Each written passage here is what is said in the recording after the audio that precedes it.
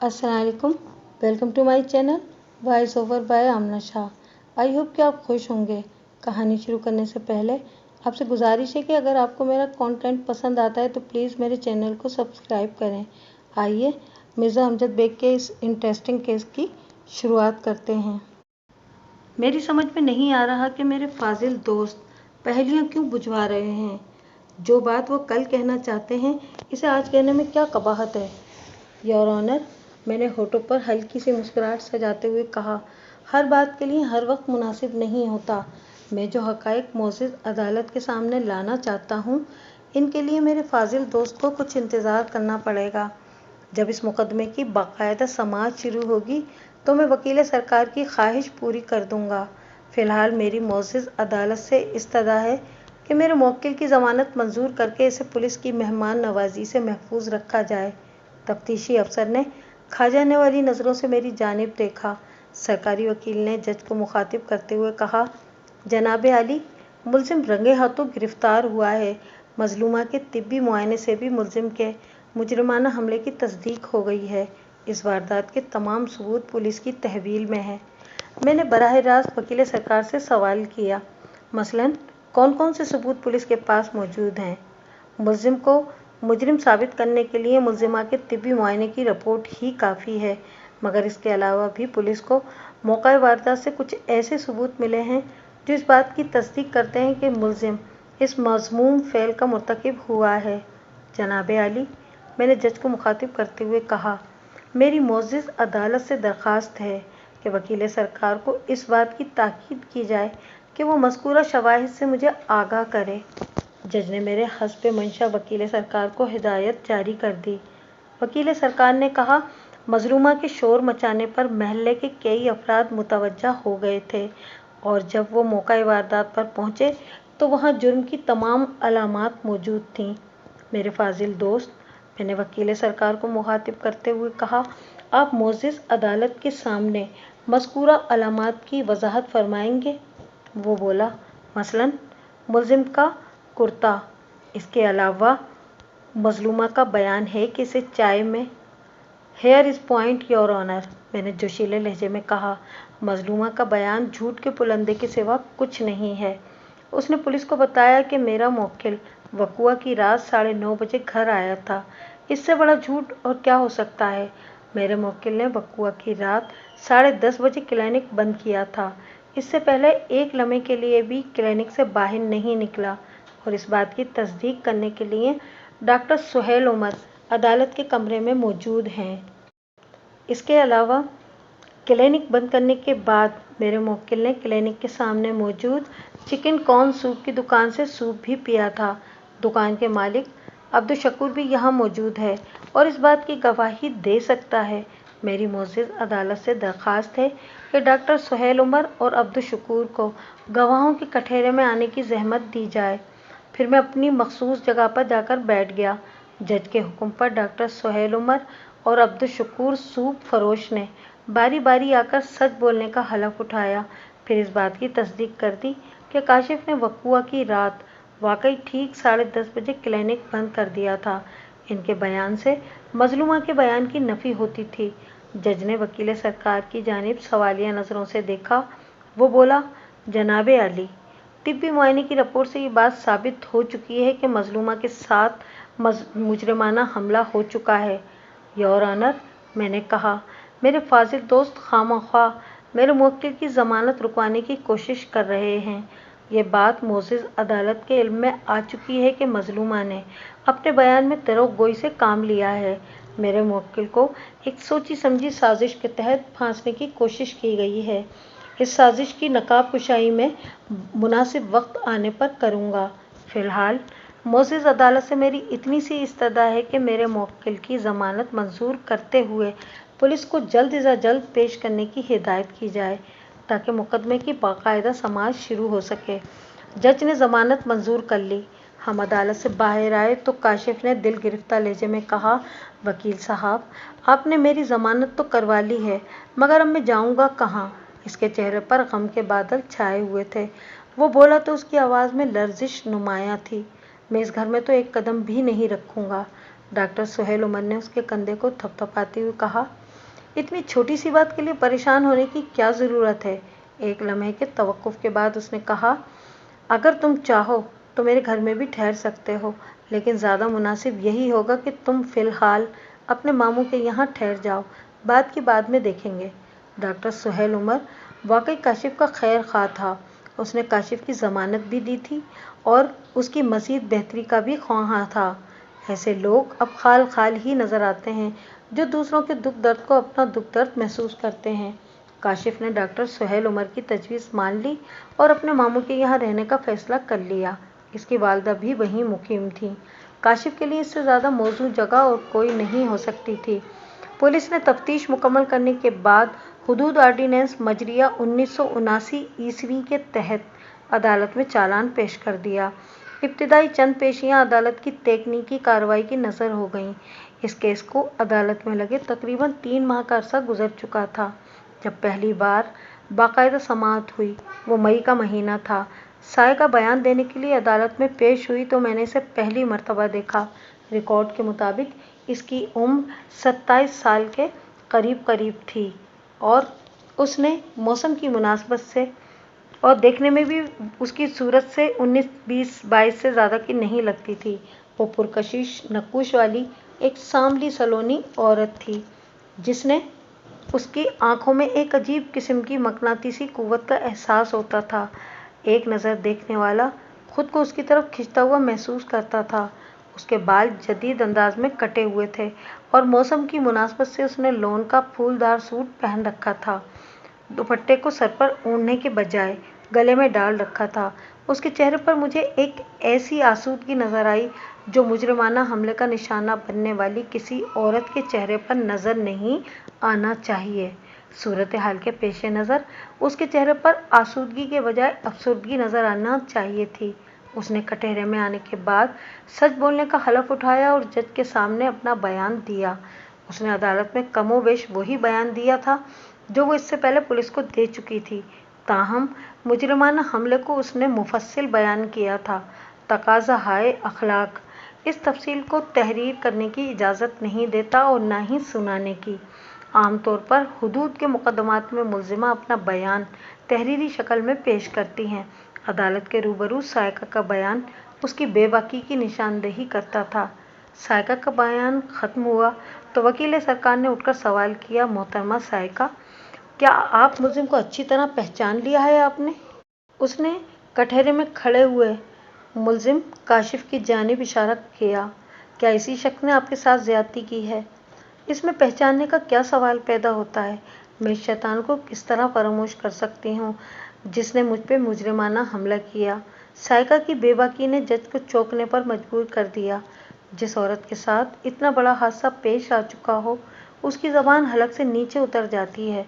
इसके बरक्स सायका ने भरी अदालत में बड़े एतमाद के साथ सरकारी वकील के सवाल का जवाब दिया। इस सवाल से सरकारी वकील का मकसद सिर्फ अदालत को ये बताना था कि मजलूमा मेरे मुवक्किल ही के जुल्म का शिकार हुई थी और वो अपने इस मकसद में कामयाब हो गया था। इसलिए और कोई सवाल किए बगैर वो जाकर अपनी जगह बैठ गया। मैं अपनी जगह से उठकर सायका के कटहरे के करीब आया। फिर जज की इजाज़त से मैंने जिरा का आगाज़ किया। सायका साहिबा, आपकी उम्र इस वक्त कितनी है? वो इस गैर मुतवक्के सवाल से बौखला गई। आपको मेरी इस उम्र से क्या वास्ता? वास्ता नहीं है तो पड़ सकता है, मैंने उसकी आंखों में झांकते हुए मायना खेज लहजे में कहा। आप मेरे सवाल का जवाब दें। वो जुज़बुज़ होकर बोली, तकरीबन 27 साल। थैंक यू, मैंने कहा और फिर पूछा, आपकी शादी को कितना अरसा हुआ है? मेरा मतलब है दूसरी शादी को। हमारी शादी गुज़िश्ता साल नवंबर में हुई थी, उसने जवाब दिया। बाकी हिसाब आप खुद लगा लें। मैंने ज़रा मुख्तलिफ ज़ाविये से सवाल किया, सायका साहिबा, क्या ये सच है कि आपकी पहले शौहर से तलाक की वजह आपकी बेवफाई थी? ऑब्जेक्शन योर ऑनर, वकील सरकार ने उठकर जल्दी से कहा। वकील सफाई मेरी मौक्किला की ज़ातियात पर हमला करने की कोशिश कर रहे हैं। मैंने मुस्कुराते हुए कहा, जनाब आली, मैंने ऐसी कोई कोशिश नहीं की। मैंने तो एक सवाल पूछा था। आपके सवाल का ज़ेर समाअत मुकदमे से कोई ताल्लुक़ नहीं है, वकील सरकार ने नागवारी से कहा। ताल्लुक़ है और बहुत गहरा ताल्लुक़ है। मैंने अपनी फ़ाइलों पर हाथ मारते हुए जोशीले लहजे में कहा। फिर अपना रूए सुखन जज की जानिब मोड़ते हुए इस्तदा की, जनाब, ये जानना बहुत ज़रूरी है कि मुसम्मात सायका की अपने पहले शौहर से तलाक किस बिना पर हुई। जज ने वकील सरकार के एतराज़ को मुस्तरद करते हुए सायका से इस्तफसार किया। बीबी, इस सिलसिले में क्या कहती हो? सायका ने कहा, वो बहुत जालिम था, मुझे सुबह शाम ज़दोकोब करता था। ऐसे दरिंदा सख्त शख्स के साथ रहना किसी इंसान के बस की बात नहीं है। इसके बावजूद भी आपने 2 साल गुजार दिए। ना चाहते हुए भी मेरे लहजे में तंज का उनसर नुमायां हो गया था, जिसे जज ने भी नोट किया। मुझे एतराज़ है जनाब, वकील सरकार ने कहा। फाजिल वकील हद से तजावुज़ कर रहे हैं। जज ने वकील सरकार का एतराज़ दुरुस्त तस्लीम करते हुए मुझे टू द पॉइंट बात करने की हिदायत की। सायका साहिबा, मैंने जिरह के सिलसिले को आगे बढ़ाते हुए सवाल किया। नजीब अहमद, यानी आपके साबिक शौहर से तलाक के बाद आपकी कभी उससे मुलाकात हुई? नहीं। अच्छी तरह सोच लें, आपके बयान की बड़ी अहमियत है। वो नफ़रत आमेज़ लहजे में बोली। मैं इस खबीस की शक्ल देखने की भी रवादार नहीं हूँ। मुलाकात तो बहुत दूर की बात है। सायका साहिबा, क्या ये सच है कि आपके मौजूदा शौहर अब्दुल वहाब ने आप ही की कहने से अपनी बीवी फिरदौस बेगम को तलाक दी थी? ये झूठ है, वो गुस्से से बोली। वो इनके आपस के इख्तिलाफात थे, मैं बीच में कैसे आ गई? उसने उल्टा मुझसे सवाल कर दिया। मैंने इसके सवाल को नज़रअंदाज करते हुए पूछा, क्या ये भी झूठ है कि आप अब्दुल वहाब से शादी से कबल भी बसा औकात मिलती जुलती रही हैं? हाँ, ये भी झूठ है, वो तेज़ी से बोली। फिर कहा, मैं कभी कभार इनके ठेले से तिक्के कबाब लेने जाया करती थी, और वो आपसे इन तिक्कों वगैरह के पैसे भी नहीं लिया करते थे। मैंने पूछा, ऐसा कभी नहीं हुआ? वो ढिठाई से बोली। आप अब्दुल वहाब से तस्दीक कर सकते हैं। मैंने अगला सवाल किया, क्या ये सच है कि एक मर्तबा फिरदौस बेगम ने आपको रंगे हाथों पकड़ लिया था? आप पैसा अदा किए बगैर तिक्के कबाब लेकर जा रही थीं तो फिरदौस बेगम ने आपको मौके पर पकड़ लिया था। इस वक्त आप दोनों में गालिबन हाथापाई भी हुई थी और ठेले के इर्द गिर्द खासे लोग भी जमा हो गए थे। इस वाक़ये से अब्दुल वहाब और फिरदौस बेगम की अज़दवाजी ज़िंदगी तल्ख़ तरीन हो गई थी, जिसका नतीजा तलाक की सूरत में ज़ाहिर हुआ। सायका के चेहरे पर परेशानी के आसार नमूदार हुए। वकील सरकार फौरन इसकी मदद को लपका। वो अपनी जगह से उठकर जज के सामने आया, फिर तमस्खुराना अंदाज में मेरी जानिब देखते हुए बोला, जनाब अली, वकील सफाई खूबसूरत और दिलचस्प कहानियाँ गढ़ने के माहिर हैं, मगर मोअज़्ज़ज़ अदालत का वक्त बहुत कीमती है। क्या मेरे फाजिल दोस्त के पास मेरी मौक्किला से पूछने के लिए कोई ढंग का सवाल नहीं है? मैंने कहा, जनाब अली, मैंने अभी तक एक भी ऐसा सवाल नहीं किया जिसका ज़ेरे समाअत मुकदमे से ताल्लुक़ ना हो। इस मुकदमे की हकीकत तक पहुँचने के लिए इसका पस मंज़र जानना बहुत ज़रूरी है। मेरा मुवक्किल बेगुनाह है और वह एक गहरी साजिश का शिकार हुआ है, लिहाजा मेरी मोअज़्ज़ज़ अदालत से इस्तदा है कि मेरे फाजिल दोस्त को अदालती कार्रवाई में रोड़े अटकाने से बाज रखा जाए। जज ने मेरे इस्तदलाल को दुरुस्त मानते हुए जिरा जारी रखने का इशारा किया। मैंने पूछा, सायका साहिबा, आपने मेरे सवाल का जवाब नहीं दिया। मेरी समझ में नहीं आ रहा कि आपकी सवाल से मुराद क्या है। जज ने सख्त लहजे में कहा, बीबी, आप अदालत का वक्त ज़ाया न करें और वकील साहब के सवालों का सीधा सीधा जवाब दें। जी पूछिए वकील साहब। वह तंजिया लहजे में बराह रास्त मुझसे मुखातिब हुई। मैं आपका सवाल भूल गई हूँ, आप अपना सवाल दोहराने की जहमत गवारा करेंगे? मैंने इसकी फरमाइश पर अपना सवाल दोहराया। उसने जवाब दिया, ठेले वाला वाक़या एक इत्तेफाक था। फिरदौस बेगम की गलत फहमी की वजह से वो नाखुशगवार वाक़या पेश आया, वरना ऐसी कोई बात नहीं थी। अगर वाकई वो एक इत्तेफाक था तो बड़ा अजीब व गरीब इत्तेफाक था, मैंने सरसरी लहजे में कहा। फिर पूछा, सायका साहिबा, आपको अच्छी तरह याद होगा, वक़ुआ से 8-10 रोज़ पहले मेरे मुवक्किल काशिफ का अपने बाप यानी आपके शौहर अब्दुल वहाब से किसी बात पे झगड़ा हो गया था और खासी तल्ख़ कलामी भी हुई थी। आप मुअज़्ज़ज़ अदालत को इसकी वजह बताना पसंद करेंगी? उसने नफ़रत अंगेज़ नज़रों से कटहरे में खड़े काशिफ को घूरा, फिर गुस्सीले लहजे में कहा, वो सब इसी मरदूद का किया धरा था। इस शैतान ने मुझे अपने शौहर की नज़रों से गिराने की कोशिश की थी, मगर अब्दुल वहाब बहुत समझदार इंसान है, उन्होंने इसकी बेसरोपा बातों को कोई अहमियत ही नहीं दी। मुअज़्ज़ज़ अदालत वो बेसरोपा बातें जानना चाहती है। मैंने उसकी बात मुकम्मल करते हुए कहा, वकील सरकार ने उठकर तेज आवाज में कहा, जनाब आली, मुझे सख्त एतराज़ है। फाजिल वकील मेरी मुवक्किला की निजी जिंदगी को निशाना बना रहे हैं। मैंने कहा, योर ऑनर, बाप बेटे के दरमियान होने वाले इस झगड़े की वजह जानना बहुत ज़रूरी है, क्योंकि इसके 8-10 रोज़ बाद ही वो अंदोनाक वाक़या पेश आया, जिसकी वजह से मेरा मुवक्किल एक मोअज़्ज़िज़ और बाकिरदार शहरी होने के बावजूद भी आज मुल्ज़िमों के कटहरे में खड़ा है। एक लम्हे के तवक्कुफ़ के बाद मैंने इजाफ़ा किया, मेरे फाजिल दोस्त को उनकी मुवक्किला की निजी ज़िंदगी को ज़ेर बहस लाने पर क्या एतराज़ है? अगर ऐसी ही बात थी तो कोर्ट कचहरी की ज़रूरत ही क्या थी? हुदूद के मुकदमात में तो बहुत सी नाखुशगवार बातों को भी सब्र व तहम्मुल के साथ सुनना पड़ता है। जज ने घड़ी की जानिब देखते हुए मुझसे कहा, बेग साहब, आप अपनी जिरा को मुख्तसर करने की कोशिश करें। मैंने जज की हिदायत को पेश नज़र रखते हुए कटहरे में खड़ी सायका से कहा, आपने मुअज़्ज़िज़ अदालत को मेरे मुवक्किल की बेसरोपा बातों के बारे में अभी तक कुछ नहीं बताया। वो अचानक फट पड़ी, जनाब आली, अगर अब्दुल वहाब ने अपनी बीवी को तलाक दे दी थी तो इसमें मेरा क्या कसूर था? यह खबीस खामखा मेरा दुश्मन बन गया है। ये से इसकी मुराद काशिफ था। इसने मुझसे अपनी माँ की तलाक का बदला लेने के लिए इंतहाई घिनौना हथकंडा इस्तेमाल किया। इसकी आवाज़ रुंध गई। वो अपनी नमनाक आंखों को अपने दुपट्टे के पल्लू से खुश्क करते हुए गुलूगीर आवाज़ में बोली, इसने इसने इसने मुझ पर इल्ज़ाम लगाया था कि मैंने अपने साबिक शौहर नजीब अहमद से दोबारा से ताल्लुकात इस्तवार कर रखे हैं और वो अब्दुल वहाब की गैर मौजूदगी में मुझसे मिलने घर पर भी आता है। और उसकी हिचकी बंद सी गई और वो फूट फूट कर रोने लगी। मुझे उसकी अदाकारी पर हैरत नहीं हुई। अगर मुझे सायका की असलियत का इल्म ना होता और काशिफ की बेगुनाही का यकीन ना होता तो ऐन मुमकिन था कि सायका के जज्बाती बयान से मैं भी मुतासिर हो जाता। वाकई उसने भला की अदाकारी की थी, मगर मैं उसके झांसे में आने वाला नहीं था। मैंने अपने अंदाज में ज़रा सी भी नरमी पैदा किए बगैर अगला सवाल किया, आपके शौहर ने क्या रद्द-ए-अमल ज़ाहिर किया था? वो अब काफ़ी हद तक समझ चुकी थी। बोली, उन्होंने बेटे की बात पर कान ही नहीं धरा। वो मुझ पर अंधाधुंध एतमाद करते हैं और मुझे इस बात पर फ़ख्र भी है। एक लम्हे को रुककर उसने अपना खुश्क हल्क तर किया, फिर दिल गिरफ्ता लहजे में कहा, इस शैतान ने अपना मंसूबा नाकाम होते देखा तो बराह रास्त इसने मेरी इज्जत पर हमला कर दिया। मैंने पूछा, सायका साहिबा, आपने पुलिस को जो बयान दिया है इसमें इस बात का जिक्र मौजूद है कि वक़ुआ के रोज़ आपने मेरे मुवक्किल के कहने पर इसके लिए चाय तैयार की और फिर खुद भी उसी के कमरे में बैठकर चाय पीने लगी।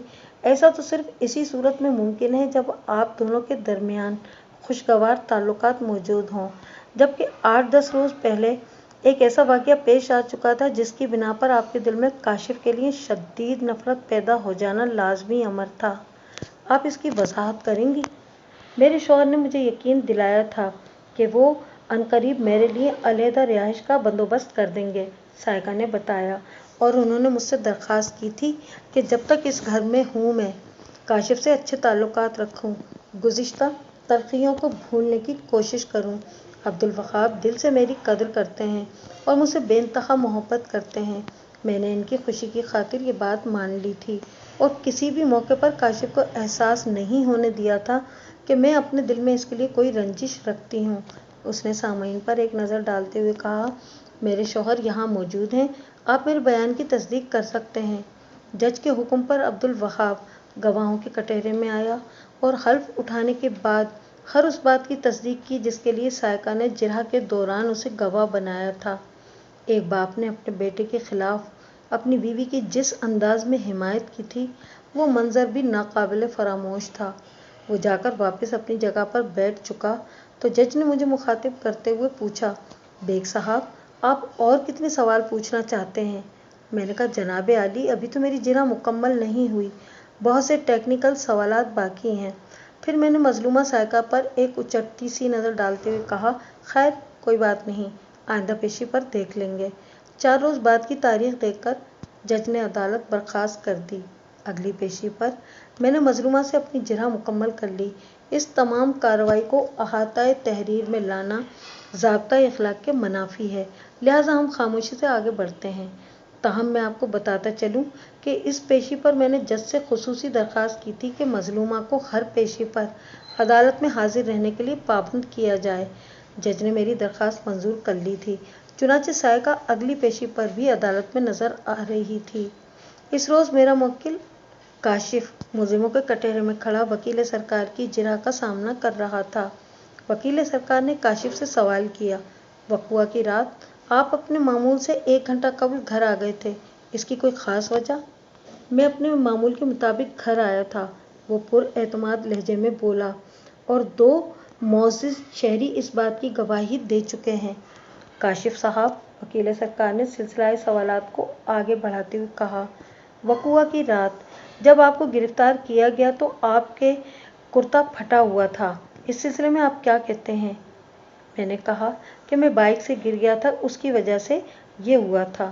میں نے اپنی جگہ سے اٹھ کر کہا کہ جناب عالی، یہ کوئی غیر معمولی بات نہیں ہے، یور آنر، میری موکلہ کے ساتھ زیادتی کی گئی ہے، میڈیکل رپورٹ اس کی تصدیق کرتی ہے۔ میں میڈیکل رپورٹ سے 100% اتفاق کرتا ہوں۔ میرے اس جملے نے عدالت کے کمرے میں سنسنی پھیلا دی، مگر میرا موکل بے گناہ ہے۔ وکیل سرکار نے موقع سے فائدہ اٹھاتے ہوئے فوراً سوال کیا، اگر آپ میڈیکل رپورٹ کو درست تسلیم کرتے ہیں اور اس بات کو مانتے ہیں کہ میری موکلہ کے ساتھ زیادتی ہوئی ہے، تو پھر آپ کا موکل بے گناہ کیسے ہو سکتا ہے؟ جج میرے دلائل میں گہری دلچسپی لے رہا تھا۔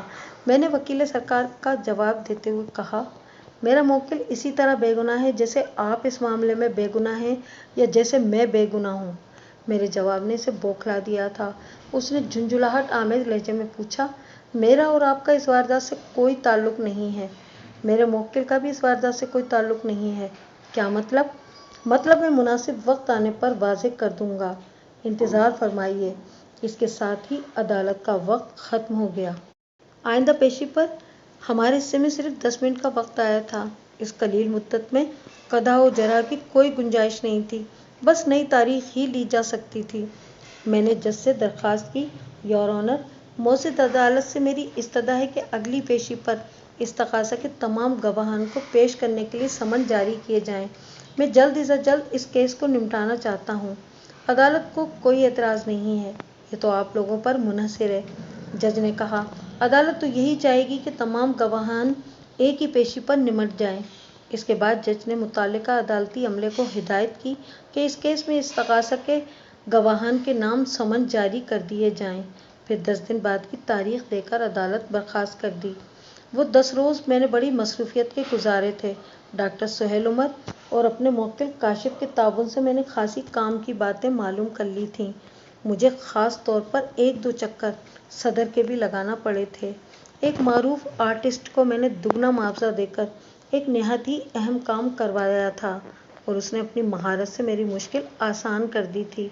اس دوران میں 1 چکر میں نے عبدالوہاب کے گھر کا بھی لگایا تھا اور وقوع کا نقشہ اپنے ذہن میں اچھی طرح بٹھا لیا تھا۔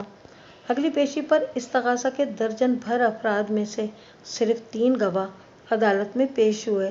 ان تینوں نے باری باری سچ بولنے کا حلف اٹھانے کے بعد جو بیان دیا وہ کم و بیش ایک ہی جیسا تھا۔ چاند میاں، میں یہاں صرف ایک گواہ چاند میاں کا بیان بتا رہا ہوں۔ چاند میاں کی عمر 40-45 سال کے لگ بھگ تھی۔